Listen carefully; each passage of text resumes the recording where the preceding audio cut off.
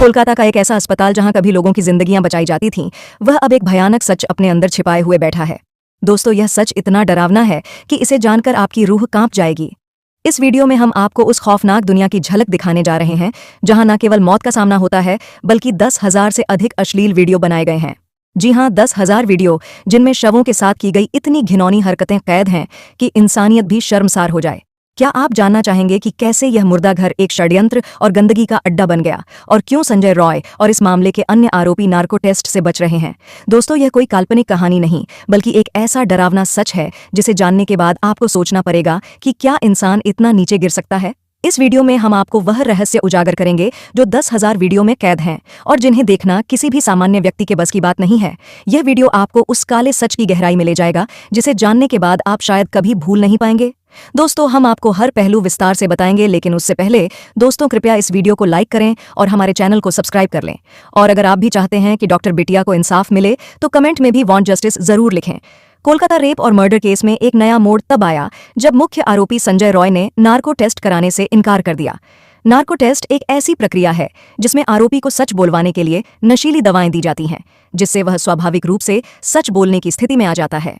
CBI ने 13 सितंबर को court में एक याचिका दाखिल की थी, जिसमें संजय का नार्को टेस्ट कराने की मांग की गई थी, लेकिन कोर्ट ने यह याचिका खारिज कर दी क्योंकि संजय ने इस जांच के लिए सहमति देने से मना कर दिया। इससे पहले 25 अगस्त को संजय रॉय का पॉलीग्राफ टेस्ट हुआ था, जिसे लाई डिटेक्टर टेस्ट भी कहा जाता है। इस टेस्ट में संजय की शारीरिक प्रतिक्रियाओं को मापा गया था जब उससे कुछ सवाल पूछे गए थे। सीबीआई का मानना था कि नार्को टेस्ट से सच और स्पष्ट हो सकता है, इसलिए उन्होंने इस टेस्ट की मांग की थी। लेकिन कोर्ट के इस फैसले के बाद यह साफ हो गया है कि संजय रॉय कुछ बड़े राज छिपा रहा है जिन्हें वह उजागर नहीं करना चाहता। नार्को टेस्ट से बचने का उसका प्रयास इस ओर इशारा करता है कि वह सच्चाई छिपा रहा है। अब सवाल यह उठता है कि आखिर कोलकाता केस में वह कौन सा बड़ा राज है जिसे संजय छिपा रहा है, और इसका पर्दाफाश कब होगा। सीबीआई इस मामले की गहराई से जांच कर रही है, लेकिन कोर्ट का यह फैसला उनके लिए एक बड़ी चुनौती बन सकता है। अब यह देखना दिलचस्प होगा कि सीबीआई आगे क्या कदम उठाती है। दोस्तों, नार्को एनालिसिस टेस्ट में आरोपी को सोडियम पेंटोथल नामक एक दवा का इंजेक्शन दिया जाता है जो उसे हिप्नोटिक अवस्था में ले आता है।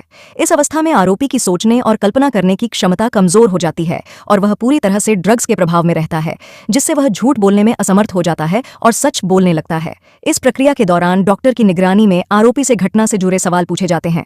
माना जाता है कि इस हिप्नोटिक अवस्था में आरोपी झूठ नहीं बोल सकता और जो कुछ कहता है वह सच होता है। लेकिन संजय रॉय, जो खुद कोलकाता के मेडिकल कॉलेज और अस्पताल में काम कर चुका है, नार्को टेस्ट की प्रक्रिया से भलीभांति परिचित था। शायद इसीलिए उसने टेस्ट से बचने के लिए मना कर दिया।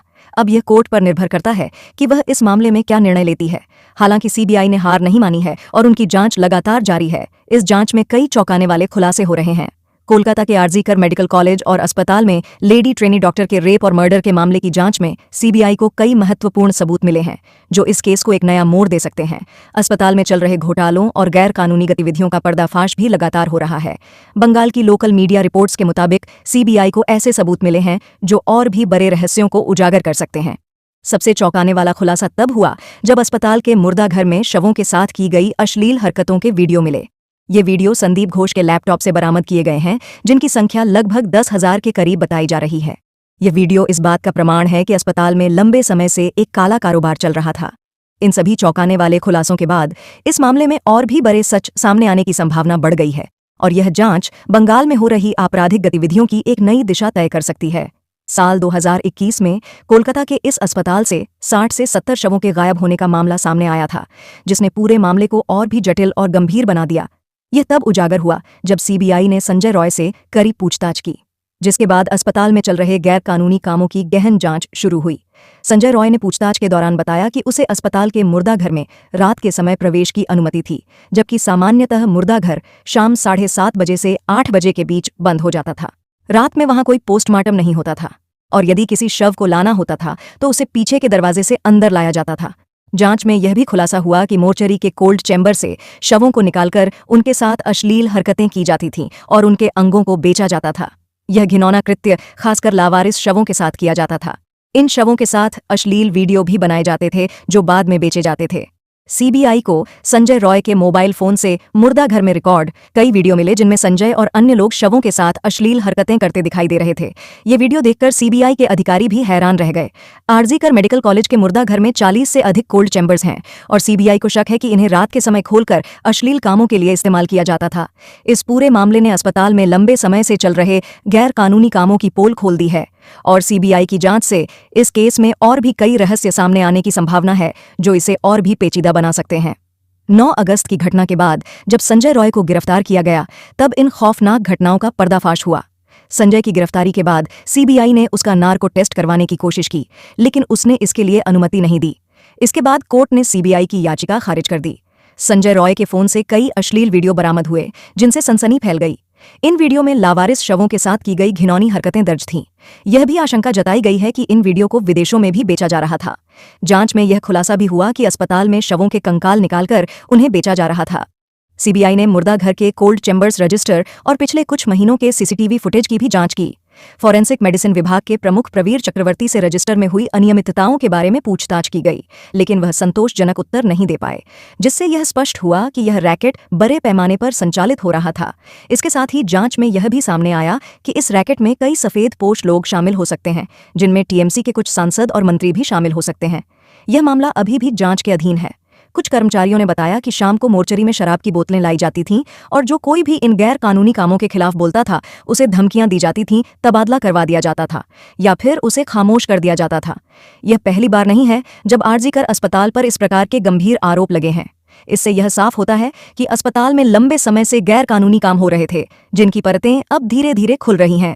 साल 2001 में भी सुमित विश्वास नामक एक मेडिकल स्टाफ की रहस्यमय परिस्थितियों में मौत हो गई थी। आरोप था कि सुमित्र की हत्या इसलिए की गई क्योंकि उसे मुर्दा घर में हो रहे गैर कानूनी कामों की जानकारी हो गई थी। उसने इन काले कारनामों का खुलासा करने की कोशिश की थी, जिसके चलते उसकी जान ले ली गई। ये पहली बार नहीं है जब अस्पताल और हॉस्टल के कमरों में अश्लील वीडियो और तस्वीरें बनाने की घटनाओं की रिपोर्ट्स सामने आई हैं। बंगाल की लोकल मीडिया ने कई बार इन घटनाओं की खबरें दी, लेकिन हर बार इन्हें दबा दिया गया। ऐसा माना जाता है कि इन मामलों में सफेद पोश लोगों की संलिप्तता के कारण इन अपराधों को रफा दफा कर दिया गया। अब जब यह मामले एक एक करके उजागर हो रहे हैं तो बंगाल की जनता का गुस्सा भी सामने आने लगा है। लोगों ने ममता बनर्जी की सरकार के खिलाफ मोर्चा खोल दिया है, जिससे टीएमसी सरकार पूरी तरह बेनकाब हो चुकी है। इस बीच जूनियर डॉक्टरों ने 9 अगस्त को हड़ताल शुरू की और राष्ट्रपति द्रौपदी मुर्मू तथा प्रधानमंत्री नरेंद्र मोदी को 4 पन्नों का पत्र लिखा। इस पत्र में उन्होंने आरजीकर अस्पताल में चल रहे गतिरोध और गैर कानूनी गतिविधियों पर हस्तक्षेप की मांग की है। पत्र की प्रतियां उपराष्ट्रपति जगदीप धनकर और केंद्रीय स्वास्थ्य मंत्री जेपी नड्डा को भी भेजी गई हैं। यह मामला बंगाल में बड़े पैमाने पर हो रहे भ्रष्टाचार और अपराधों की एक और परत खोलता है, जिसे लंबे समय से दबाने की कोशिश की जा रही थी। जब अस्पताल के सेमिनार हॉल में एक जूनियर महिला डॉक्टर का शव मिला और उसकी हत्या कर दी गई, तभी से जूनियर डॉक्टरों ने काम बंद कर दिया है। इस घटना से आक्रोशित डॉक्टरों ने राष्ट्रपति द्रौपदी मुर्मू को एक पत्र लिखा। इस पत्र में उन्होंने कहा कि देश की प्रमुख होने के नाते वे विनम्रता से इस मुद्दे को उनके सामने रख रहे हैं ताकि उनकी सहकर्मी को न्याय मिल सके, जिसके साथ यह भयानक अपराध हुआ। डॉक्टरों ने आगे कहा कि वे पश्चिम बंगाल स्वास्थ्य विभाग के तहत बिना किसी भय और आशंका के अपने कर्तव्यों का पालन करना चाहते हैं। उन्होंने राष्ट्रपति से अपील की कि इस कठिन समय में हस्तक्षेप करें ताकि यह उनके लिए एक उम्मीद की किरण साबित हो जो उन्हें इस अंधकार से बाहर निकालने में मदद करेगी। आंदोलनकारी डॉक्टर अनिकेत महतो ने कहा कि इस पत्र का मसौदा महीने की शुरुआत में तैयार किया गया था और इसे गुरुवार रात भेजा गया। इससे पहले गुरुवार को ममता बनर्जी ने डॉक्टरों के साथ एक बैठक बुलाई थी, जिसमें ममता बनर्जी सचिवालय में 2 घंटे तक इंतजार करती रही। यह एक हाई वोल्टेज ड्रामा था, लेकिन डॉक्टर बातचीत के लिए वहां नहीं पहुंचे। इसके बाद ममता बनर्जी ने बंगाल की जनता से माफी मांगते हुए इस्तीफे की पेशकश तक कर दी थी। ममता बनर्जी और डॉक्टरों के बीच होने वाली बैठक में तनाव तब और बढ़ गया जब सरकार ने बैठक की लाइव स्ट्रीमिंग की डॉक्टरों की मांग को ठुकरा दिया। डॉक्टरों ने मांग की थी कि बैठक की लाइव स्ट्रीमिंग की जाए, लेकिन सरकार इसके पक्ष में नहीं थी, जिससे स्थिति और बिगड़ गई। डॉक्टरों की हड़ताल के 37वें दिन भी बंगाल में स्थिति तनावपूर्ण बनी रही। 14 सितंबर को एक बार फिर मुख्यमंत्री ममता बनर्जी हड़ताल कर रहे डॉक्टरों से मिलने पहुंची, लेकिन डॉक्टरों ने उनकी एक भी बात सुनने से इनकार कर दिया। ममता बनर्जी डॉक्टरों के सामने बेबस और लाचार नजर आई और उन्होंने हाथ जोड़कर माफी भी मांगी। हालांकि इसे एक नाटक और स्क्रिप्टिंग करार दिया जा रहा है, क्योंकि ममता बनर्जी का असली मकसद कुछ और हो सकता है।